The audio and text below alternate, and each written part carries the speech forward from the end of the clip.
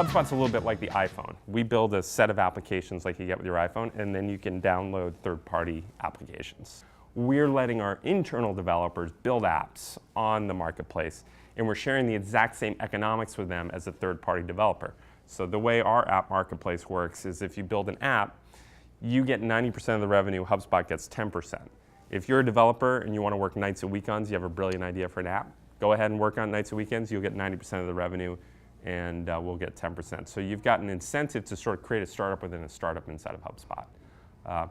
We feel like developers in particular and young people in particular are very entrepreneurial. We tend to hire a lot of entrepreneurial folks, and you know, the best ideas rarely come from the CEO. They usually come from the edges of the organization. We're trying to encourage that as much as we can. Yeah, this is a big room full of people who sell HubSpot and service HubSpot. So HubSpot is in the marketing software business, so we generate lots of inbound leads through our website, 45,000 leads a month. We score the leads, and then we hand the best ones to our sales reps who follow up and call them, take them through a trial, and if they like the software, they buy. But this is pretty much all sales and the folks who set our customers up. We got about 6,000 customers now. This group behind me, these guys are great. They're the crew that implements HubSpot for small business customers, really small customers, and handholds them and gets them up and running in HubSpot. You can see most of HubSpot, there's no cubicles.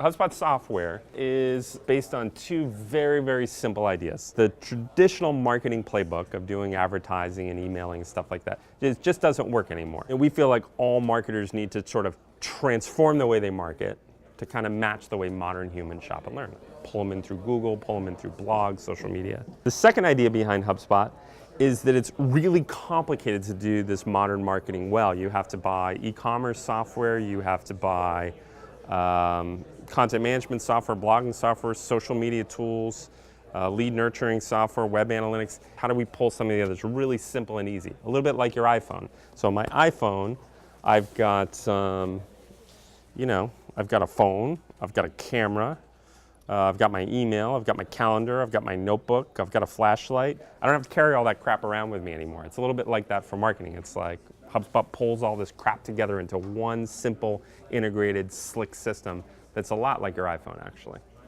The way I sort of think about marketing is I draw an analogy to the horse and buggy industry, actually. So 100 years ago, there were 16,000 businesses in the horse and buggy industry, people making saddles and whips and horseshoes and all this stuff. And 100 years later, there's one left, a company called Timken. They make the little ball bearings in the wheels. I feel like in marketing, we're at the edge of a similar, just like massive transformation in the industry. The car industry just whaled the horse and buggy industry. So I feel like we're in the first inning of just a massive wave of innovation and transformation. When we first started HubSpot, we were in business school together at MIT. And it was called LegalSpot. We were going to build software for small law firms, and we morphed it from there to more of this marketing transformation thing. A lot of the influence of HubSpot and the AHA came through Dharmesh, my co-founder's blog. He has a blog called OnStartups.com that was very successful. And what happened was I was a venture capitalist investing in startups, basically, and those startups had sort of a standard marketing playbook where they did emailing and cold calling and advertising, and they were really struggling. And I was frustrated. I was having a hard time growing these businesses.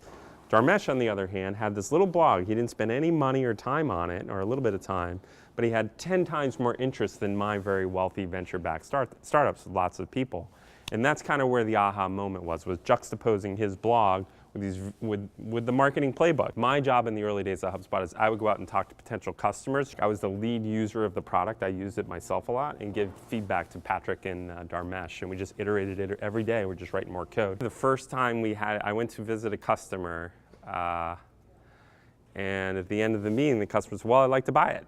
And I said, okay, cool. He said, how much does it cost? And I said, well, I don't know. We haven't figured that out yet. And so I went back to talk to Dharmesh that night, and he said, how about $250? I was like, sounds good. And so for the first 3 years of HubSpot, it was $250. That was how scientific it was. Since then, we've gotten much more scientific. So we've changed the pricing several times. And over time, we've kept that bottom cheap. So the bottom price at HubSpot is $200, but the top end is like $5,000 a month.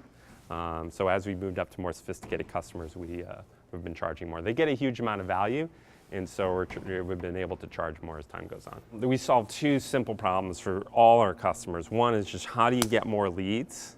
And then two is how do you convert more of those leads into customers? But that problem is common to every company on the planet.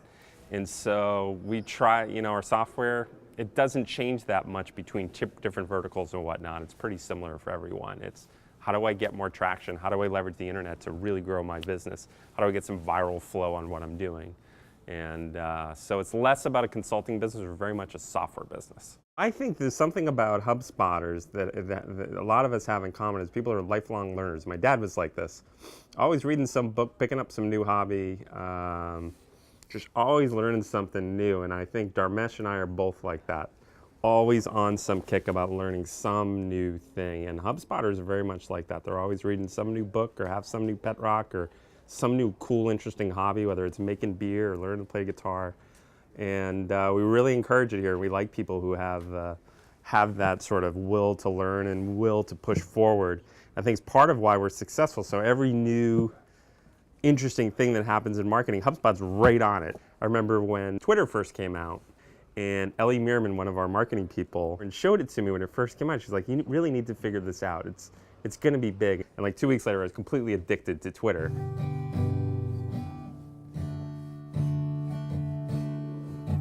We've got a lot of customers, 6,500 customers, and for the most part, they're doing incredibly well. They've grown their businesses. And when I see them, they're super psyched. I mean, they'll come up and they'll literally give me a hug about how HubSpot's transformed their business. That's pretty cool. That's the biggest success. The customers are just doing great. We feel like we're doing well, but we could be doing much better. We're in like the second inning of the baseball game. We want to build something akin to Apple or akin to Intel or Hewlett-Packard or Amazon, one of these companies that last for decades, that our grandkids are proud of the fact we work for them. So we're just getting started. So I don't know if I ever got one good piece of my advice, but my sort of mentor is my dad. My dad passed away 8-9 years ago, but he was very successful, very hard worker. There's a lot of my dad in HubSpot. I'd like to spend some time with Jeff Bezos, the CEO of Amazon. I really respect what he's done. I don't think a lot of people get lucky and build a big business. I don't think there's any luck there. I think it's all skill. I think he's a very bright, capable guy. Made a lot of good decisions, bet on the long term, made big bets. Here's what I really want. I want to interview, I love Charlie Rose. Yeah, I'd give two pieces of advice to anybody. It would be, one is to find something you love. If you're doing something you really love, it's not like work. It's not really, you're not going to work every day. And my second is to get a good mattress, because you spend about half your life, or about a third of your life lying on your mattress. So between your work and your mattress, that's like 90% of your life right there. So good mattress and do what you love. What I hope we can do at HubSpot, I really respect the PayPal as a company. They started that company. They probably sold it too soon to eBay. But so many interesting companies have come out of the crew that started that, and the execs who were in that. A lot of PayPal money went into, and expertise went into Facebook, into so many companies in Silicon Valley are just full of PayPal people, the founders of so many successful businesses. And I kind of hope that's the case for HubSpot. I want to build an anchor company here in Cambridge that's sort of like a West Coast anchor company. And I want lots of the people who helped us build it to go start other great companies. And there's this whole economy of ex-HubSpotters who did great stuff. That would make me really proud. And I think we got a shot at doing that.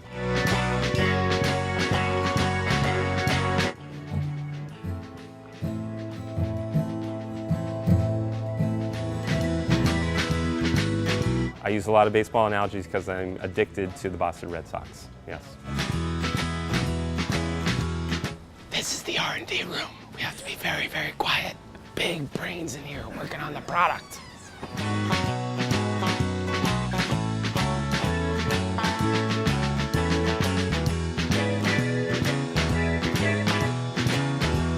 I spend, other than my mortgage, my number 2 spend on an annual basis is Red Sox tickets.